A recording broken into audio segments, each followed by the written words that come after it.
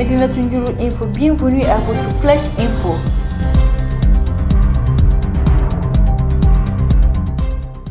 Le maire de Dakar Plateau annonce des mesures plus sévères contre les ambulants et commerçants. L'occupation anarchique des artères de la capitale sénégalaise préoccupe plus Alioune Ndoye. Des opérations de désencombrement accompagnées des mesures plus drastiques pour éradiquer le problème de désordre indescriptible qui règne dans nos villes. Les élèves doivent retrouver le goût du livre, précise le professeur de français à la retraite.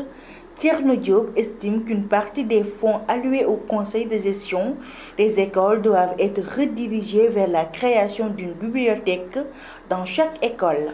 La case des tout-petits de Tivaouane Peulh étouffe. Une seule case pour 15 000 habitants qui s'accroît de jour en jour. Diarra Diaw, directrice de la case, demande à l'État un abri provisoire pour modérer l'effectif des élèves dans les salles de classe.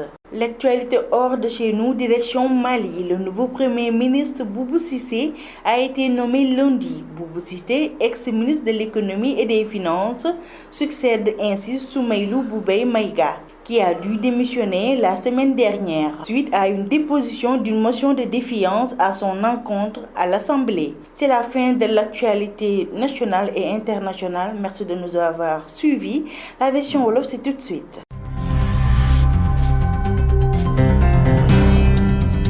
Médinatoul Ndiouloul Info dal leen ak jàmm ci seen tënkum xibaar yi. Maire Dakar Plateau bi ñu koy woowee Alioune Ndoye mooy jël ay matukaay yu métti fas yéene daan képp ki nga xamante ne mu ngi wéyal njaayam ci bile mbedd wu Dakar. Moom nag gis na ne capitalu sénégalaise bi dañ ko war a defaraat ngir mu mucc ayib. moo waral ngir dakkal li ni mel jël na ay matukaay yu am solo ngir képp ki nga xamante ne mu ngay jaay ca trottoir yi mu dakkal li ni mel. liir wareef la ci képp ki nga xamante ne ndongo daara la rawatina élèves yi ki xam ne li ni mel di ab jàngalekatu français à la retraite bi ñuy woowee Thierno Diop. moom kat gis na ne yenn ci ay fonds yu ñuy jox ci école yi dañ ko war a tijji ab bibliothèque ci bépp école u Sénégal ngir élèves yi mun cee dem di fa nafar. li mu xale yi jàngee ci biir case des tout-petits bu Tivaouane Peulh jéggi na dayoo.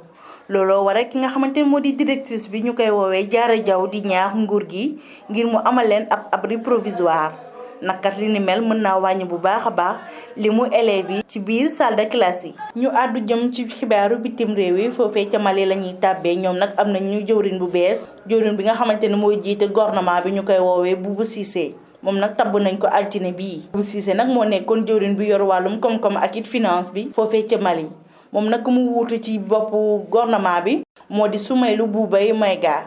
moom nag dafa joxe woon ab démission am gannaaw bu nga xamante ne ñàkk kóolute déposé nañ ko foofee ci assemblée nationale bi semaine bii ñu weesu. ci noonee nañu nar keppee xibaar yi di leen jaajëfal ci seen teewlu ki nekkoon ca waxukaay gi di Mariama Jémé jaa ngeen jëf.